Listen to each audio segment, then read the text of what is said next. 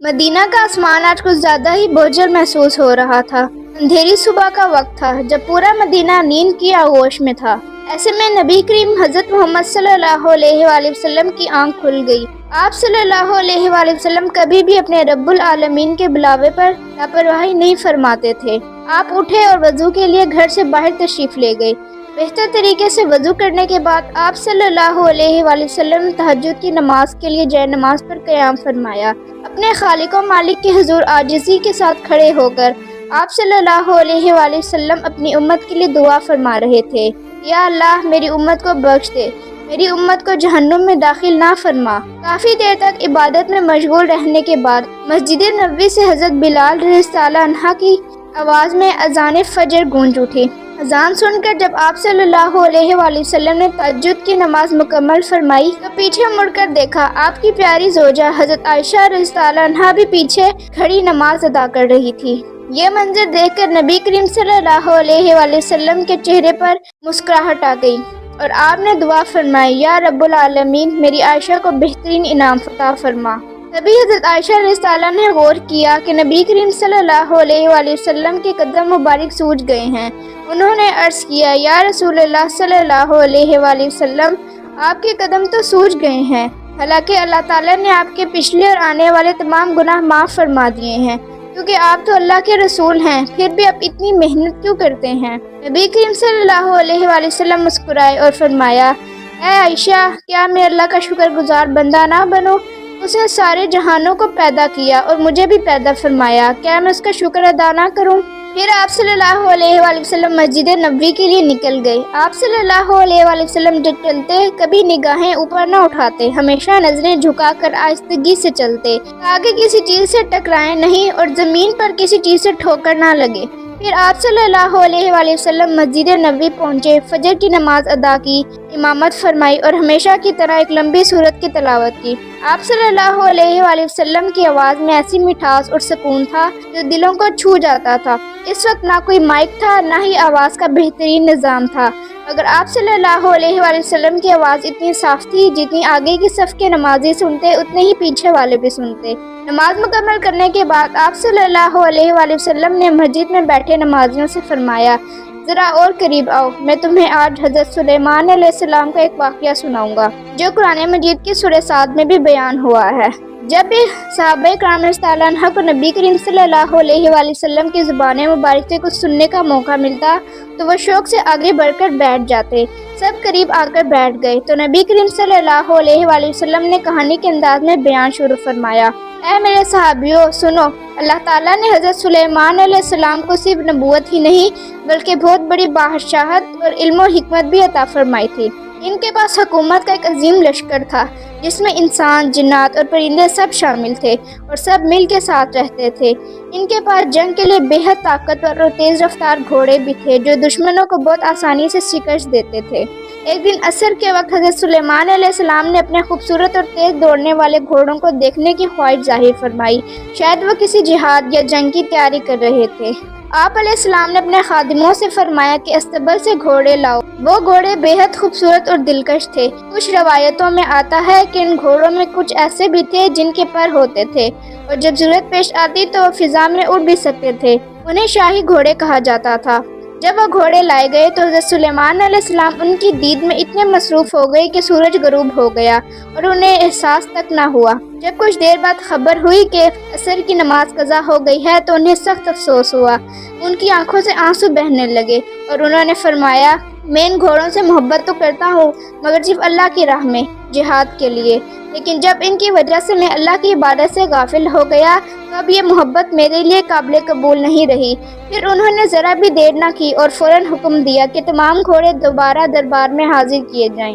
جب وہ گھوڑے پھر لائے گئے تو حضرت سلیمان علیہ السلام نے انہیں اللہ کی راہ میں قربان کر دیا۔ قرآن پاک میں آتا ہے کہ انہوں نے ان کے پیروں کی نسیں اور گردنیں کاٹ دیں۔ اس کے بعد انہوں نے ہاتھ اٹھا کر دعا کی، اے میرے پروردگار مجھے معاف فرما اور مجھے ایسی بادشاہت عطا کر جو میرے بعد کسی کو نہ ملے، بے شک تو بڑا بخشنے والا اور عطا کرنے والا ہے۔ नबी करीम सल्लल्लाहु अलैहि वसल्लम की ज़ुबान मुबारक से इतनी हिकमत भरी और दिल नशीन कहानी सुनकर सहाबा कराम रज़ी ताला अन्हा के दिलों में खुशी और रूहानी सुकून पैदा हुआ। वो खुद को बेहद खुश नसीब समझने लगे कि उन्हें ऐसी बरकतमंद महफिल में बैठने का मौका मिला। आखिर में रसूल अकरम सल्लल्लाहु अलैहि वसल्लम अपने मामूल के अमाल पूरे फरमाकर मस्जिद से बाहर तशरीफ़ ले गए। दूसरी तरफ कुछ सहाबा आपस में गुफ्तगू करने लगे।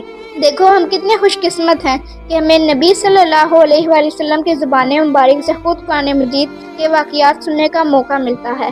अंबिया और रसूलों का दर्जा और मकाम कितना बुलंद होता है और हम उन्हीं में से सबसे बरगज़ीदा नबी रसूलुल्लाह सल्लल्लाहु अलैहि वसल्लम के साथ मौजूद हैं। इनकी बात अभी पूरी ना हुई थी, करीब बैठे एक सहाबी ने तायद करते हुए कहा, आप बिल्कुल दुरुस्त फरमा रहे हैं। जैसे हज़रत इब्राहीम अलैहिस्सलाम को अल्लाह रब्बुल आलमीन ने खलील यानी अपना दोस्त बनाया, हज़रत मूसा अलैहिस्सलाम को वो मकाम अता फरमाया कि उन्होंने बराह रास्त अल्लाह से कलाम किया, इसलिए उन्हें कलीमुल्लाह कहा गया। और हज़रत ईसा अलैहिस्सलाम को अल्लाह ताला ने बगैर बाप के पैदा फरमाया, इसीलिए उन्हें रूह अल्लाह कहा जाता है। इसी दौरान नबी करीम सल्लल्लाहु अलैहि वसल्लम वहाँ तशरीफ़ ले आए। आप सल्लल्लाहु अलैहि वसल्लम मुस्कुराते हुए फरमाने लगे, ऐ मेरे सहाबियों, तुमने जो कहा बिल्कुल दुरुस्त है। हज़रत इब्राहीम अलैहिस्सलाम को खलीलुल्लाह कहा गया यानी अल्लाह के दोस्त, जब हज़रत मूसा अलैहिस्सलाम को कलीमुल्लाह कहा गया जिन्होंने अल्लाह रब्बुल आलमीन से बराह रास्त गुफ्तगू की। और हज़रत ईसा अलैहिस्सलाम को रूह अल्लाह कहा जाता है जिन्हें अल्लाह ताला ने बगैर वालिद के पैदा फरमाया। याद रखो अल्लाह रब्बुल आलमीन ने मुझे हबीब अल्लाह बनाया है यानी अपना प्यारा, मगर मैं इस पर फ़ख्र नहीं करता। इसके बाद कुछ देर तक और गुफ्तगू फरमाने के बाद नबी करीम सल्लल्लाहु अलैहि वसल्लम वहाँ से तशरीफ़ ले गए। जब नबी करीम सल्लल्लाहु अलैहि वसल्लम तशरीफ़ ले गए तो सहाबा कराम आपस में गुफ्तगू करने लगे। इतने में एक बद्दू जिसे अरबी के गहरे मानी का ज़्यादा इल्म नहीं था पूछने लगा, अच्छा बताओ, खलील का मतलब भी दोस्त होता है और हबीब का मतलब भी दोस्त, तो फिर इन दोनों में फ़र्क क्या हुआ? इस सवाल को सुनकर सब के अंदर तजस्सुस पैदा हुआ। कुछ देर बाद एक दाना सहाबी बोले, सुनो मैं तुम्हें एक मिसाल से समझाता हूँ। अगर तुम मेरे खलील यानी दोस्त हो तो इसका मतलब ये है कि मैं तुम्हें जितना चाहता हूँ तुम मुझे उससे ज़्यादा चाहते हो, लेकिन अगर तुम मेरे हबीब हो तो इसका मतलब ये है कि मैं और तुम हम दोनों एक ही दर्जे की एक दूसरे से मोहब्बत करते हैं।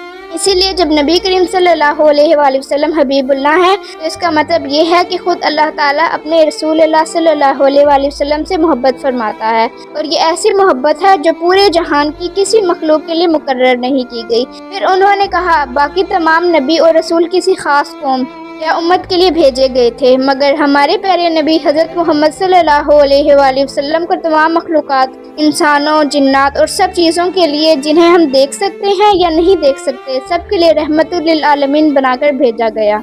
एक दिन नबी करीम सल्लल्लाहु अलैहि वसल्लम अपनी प्यारी बेटी हज़रत फ़ातिमा रज़ियल्लाहु ताला अन्हा के घर तशरीफ़ ले गए। दरवाजे पर खड़े होकर आप सल्लल्लाहु अलैहि वसल्लम ने सलाम फरमाया, मगर अंदर से कोई जवाब न आया। आप सल्लल्लाहु अलैहि वसल्लम ने दोबारा सलाम फरमाया, लेकिन इस मर्तबा भी कोई जवाब ना मिला। पहले तो सोचा कि शायद फ़ातिमा कहीं बाहर होंगी, मगर फिर ख्याल आया कि वो तो बिला वजह कभी घर से बाहर नहीं जाती। ये सोचकर आप सल्लल्लाहु अलैहि वसल्लम कुछ देर दरवाजे पर मुंतज़िर रहे। थोड़ी देर बाद अंदर से हज़रत फ़ातिमा रज़ियल्लाहु अन्हा की आवाज़ आई। सलाम का जवाब देते हुए कहा, अब्बा जान क्या आप हैं? नबी करीम सल्लल्लाहु अलैहि वसल्लम ने जवाब दिया, हाँ फ़ातिमा मैं हूँ। हज़रत फ़ातिमा ने दरवाज़ा खोला। जब आप सल्लल्लाहु अलैहि वसल्लम कमरे में दाखिल हुए तो हज़रत फ़ातिमा रज़ियल्लाहु अन्हा ने अर्ज़ किया, या रसूलल्लाह सल्लल्लाहु अलैहि वसल्लम, मेरे प्यारे अब्बा जान मुझे माफ़ फरमा दीजिए। जब आपने सलाम फरमाया था मैं फ़ौरन जवाब ना दे सकी। पिछले 3 दिनों से मेरा चूल्हा नहीं जला, मेरे घर में खाने का कोई सामान नहीं है। दूसरी तरफ मेरे छोटे छोटे हसन हुसैन रो रहे थे, इनके रोने की आवाज़ सुनी नहीं जा रही थी, इसलिए मैं अपने रब्बुल आलमीन से दुआ करने के लिए नमाज में क़याम किया। आपने सलाम फरमाया मगर मैं नमाज में थी, इसलिए जवाब ना दे सकी। ये सुनकर नबी करीम सल्लल्लाहु अलैहि वसल्लम की आंखों से आंसू बह निकले। उनके जिगर का टुकड़ा बेटी फ़ातिमा रज़ियल्लाहु अन्हा 3 दिन से भूखी थी। नबी करीम सल्लल्लाहु अलैहि वसल्लम कुछ देर खामोश रहे, शायद अपने रब के हुजूर दिल ही दिल में दुआ फरमा रहे थे। फिर आप सल्लल्लाहु अलैहि वसल्लम ने फरमाया, ऐ फ़ातिमा ज़रा अपनी जानमाज़ हटा लो। حضرت فاطمہ رضی اللہ عنہا نے ویسا ہی کیا۔ جب انہوں نے جائے نماز اٹھائی تو جو منظر دیکھا ان کے تصور سے بھی باہر تھا۔ جائے نماز کے نیچے سونا، چاندی اور طرح طرح کی قیمتی جواہرات بھرے ہوئے تھے۔ وہ خزانہ اتنا چمکدار تھا کہ اس پر نظر ٹھہرانا بھی مشکل تھا۔ تبھی نبی کریم صلی اللہ علیہ وآلہ وسلم نے فرمایا، اے فاطمہ، جتنا چاہے لے لو۔ فاطمہ رضی اللہ تعالیٰ عنہا نے نرمی سے عرض کیا، یا رسول اللہ صلی اللہ علیہ وآلہ وسلم، میرے پیارے ابا جان، اگر میں یہاں سے کچھ جواہرات لے لوں تو کیا قیامت کے دن مجھے اس کا حساب دینا ہوگا؟ نبی کریم صلی اللہ علیہ وآلہ وسلم نے مسکرا کر جواب دیا، ہاں فاطمہ، جتنا لوگی اتنا ہی قیامت کے دن حساب دینا ہوگا۔ یہ سن کر حضرت فاطمہ رضی اللہ تعالیٰ عنہا نے فوراً جائے نماز واپس بچھا دی اور سب کچھ ڈھانپ دیا۔ پھر بولی، مجھے ان چیزوں کی کوئی ضرورت نہیں ہے، جیسی بھی حالت میں ہوں میں اپنے رب کا لاکھ لاکھ شکر ادا کرتی ہوں۔ بس ابا جان، آپ اللہ سے میرے لیے دعا کیجئے کہ وہ مجھے اور صبر عطا فرمائے اور مجھے کبھی گمراہ لوگوں میں شامل نہ کریں۔ نبی صلی اللہ علیہ وآلہ وسلم نے ان کی بات کے تحت اللہ رب العالمین سے دعا فرمائی اور پھر وہاں سے روانہ ہوئے۔ راستے میں جب آپ صلی اللہ علیہ وسلم ایک میدان کے کنارے سے گزر رہے تھے تو آپ کی چال میں ایسا سکون اور وقار تھا کہ دیکھنے والے کا دل ٹھنڈا ہو جاتا۔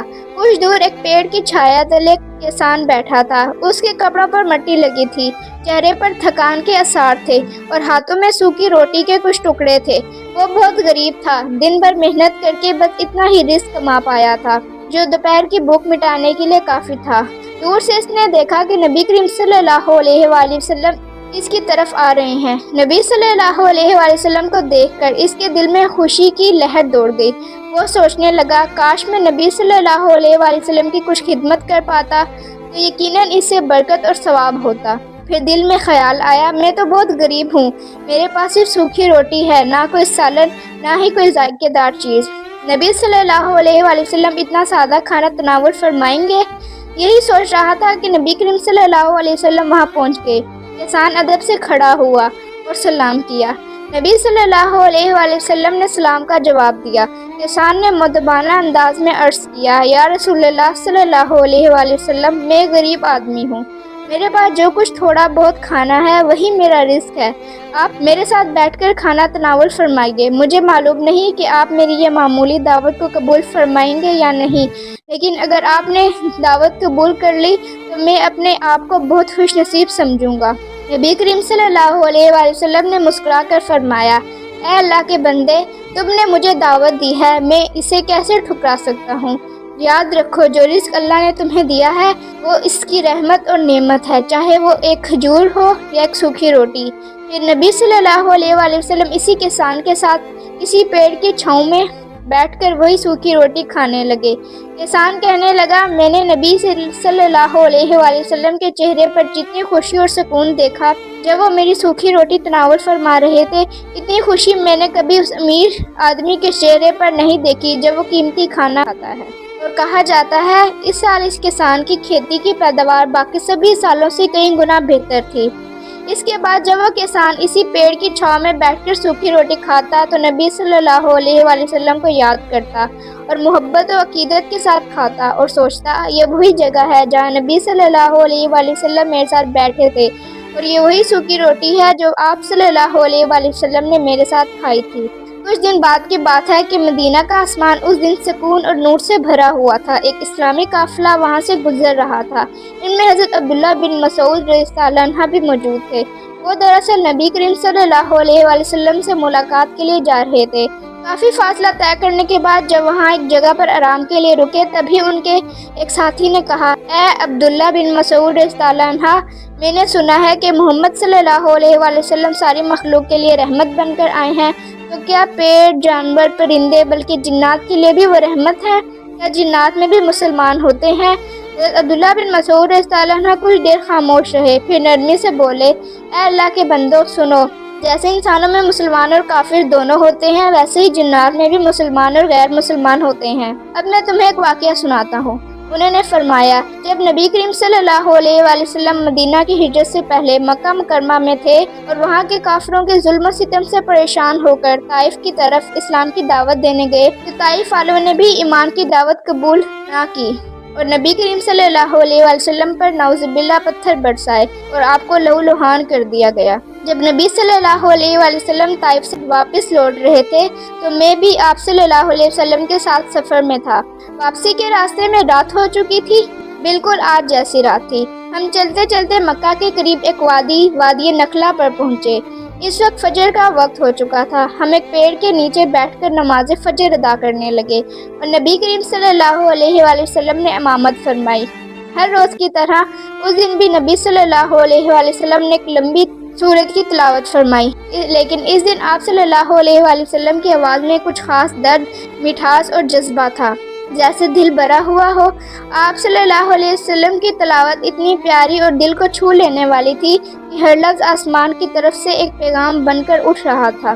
اسی دوران کچھ جنات وہاں سے گزر رہے تھے۔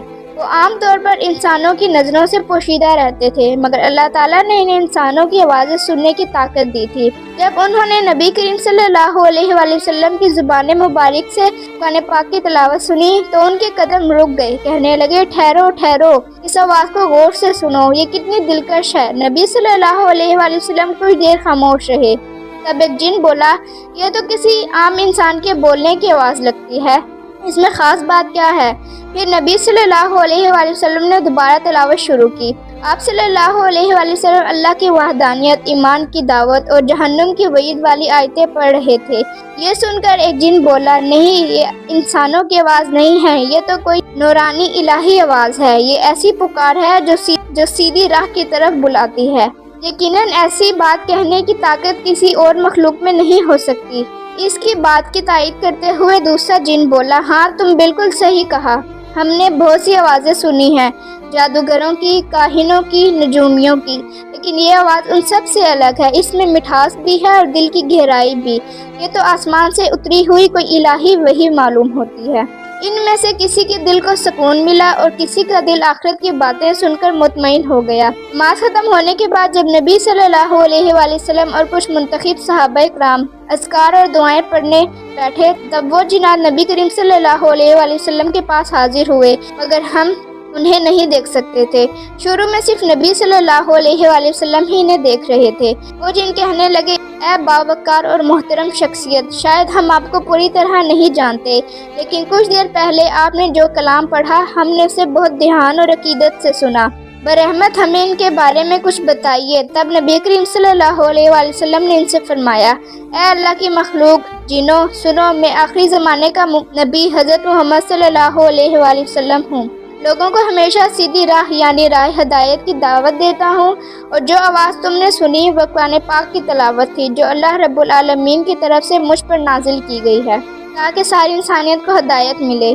یہ سن کر ایک جن جذبات میں آ کر بولا، اے اللہ کے رسول، ہم نے پہلے بھی جادوگروں، نجومیوں اور کاہنوں کی بہت سی آوازیں سنی ہیں، لیکن آپ کی تلاوت کچھ اور ہی تھی، دل کو چھو لینے والی، جس نے ہمارے دل کو اپنی اور کھینچ لیا۔ جب نبی کریم صلی اللہ علیہ وآلہ وسلم نے انہیں اسلام کی دعوت دی تو اسی وقت ہم بھی جنات کو دیکھنے لگے۔ وہ سب نبی کریم صلی اللہ علیہ وآلہ وسلم کی دعوت کو قبول کرتے ہوئے بولے، اے اللہ کے رسول، ہم ایمان لے آئے، ہم آپ پر اور اللہ رب العالمین پر ایمان رکھتے ہیں، اور ہم گواہی دیتے ہیں ان سبھی باتوں کی سچائی پر جو آپ نے ہمیں بتائی ہیں۔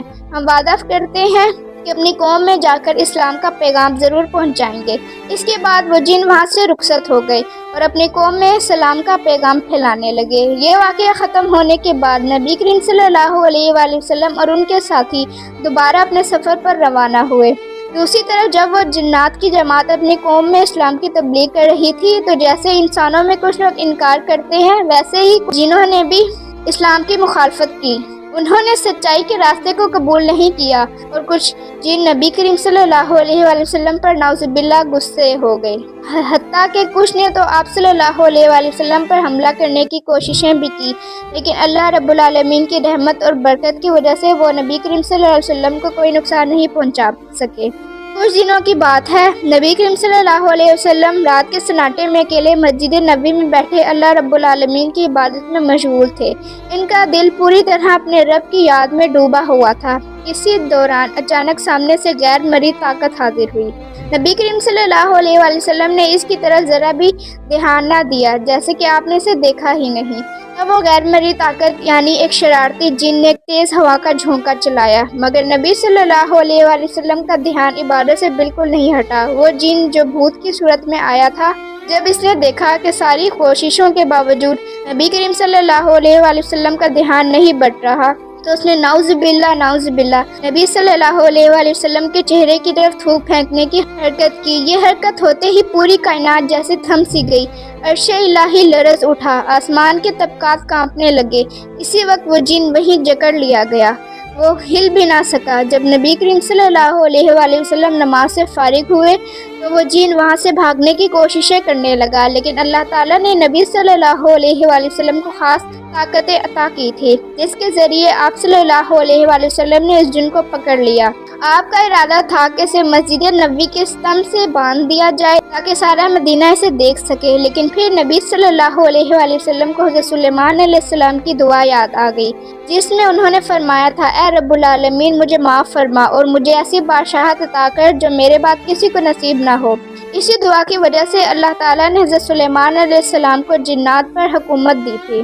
نبی کریم صلی اللہ علیہ وآلہ وسلم نے فرمایا، اگر سلیمان علیہ السلام نے وہاں دعا نہ مانگی ہوتی تو آج میں تمہیں مسجد کے ستمبھ سے باندھ دیتا تاکہ فجر کی نماز پڑھنے والے سارے مسلمان تمہیں دیکھ لیتے، اس دن میں مدینہ کے بچے تمہارے ساتھ کھیلتے۔ یہ کہہ کر نبی کریم صلی اللہ علیہ وآلہ وسلم نے اس شیطان کو ڈانٹ کر وہاں سے بھگا دیا۔ پھر جب فجر کی نماز کا وقت ہوا تو سب نمازی مسجد میں اکٹھے ہونے لگے، تو نبی کریم صلی اللہ علیہ وآلہ وسلم نے انہیں پوری بات سنائی۔ پیارے دوستو، اگر آپ کو میری ویڈیو پسند آئی ہو تو لائک کر دیں، چینل کو سبسکرائب کر کے بیل آئیکن دبانا نہ بھولیں۔ تو ملتے ہیں اگلی ویڈیو میں، تب تک کے لیے اللہ حافظ۔